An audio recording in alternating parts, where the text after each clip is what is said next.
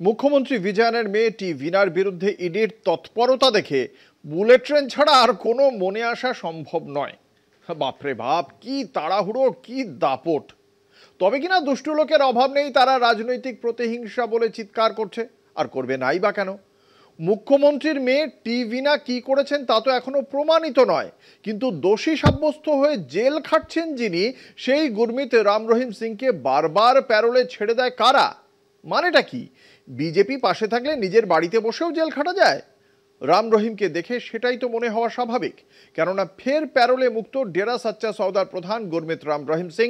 এবার তাকে 21 দিনের জন্য জেলের বাইরে থাকার অনুমতি দিল হরিয়ানা সরকার। এর আগে জানুয়ারিতেও 30 দিনের জন্য প্যারোলে মুক্তি পেয়েছিলেন রাম রহিম।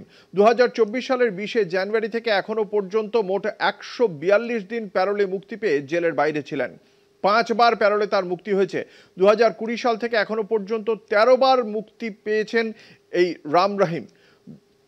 এই নিয়ে মোট 326 দিন জেলের বাইরেই কাটিয়েছেন রাম রহিম। 2002 সালে ডেরার সচ্চার সওদার রঞ্জিত সিং এর খুনের মামলায় বেকসুর খালাস পান রাম রহিম। তবে আশ্রমের ভেতরে 2 শিষ্যাকে ধর্ষণের অভিযোগে 2017 সালে নিম্ন আদালত 20 বছরের সাজা দিয়েছে এবং সেই সাজাই খাটছেন ডেরা প্রধান। বর্তমানে রোহতাকের সুনিয়া জেলই তার ঠিকানা। কিন্তু বারবার কেন প্যারোল মুক্তি রাম রহিমের? লোকসভা নির্বাচনের আগেও দফায় দফায় প্যারোল মুক্তি দেওয়া হয়েছিল এই রাম রহিমকে। কার মদতে? এ নিয়ে প্রশ্ন উঠছেই।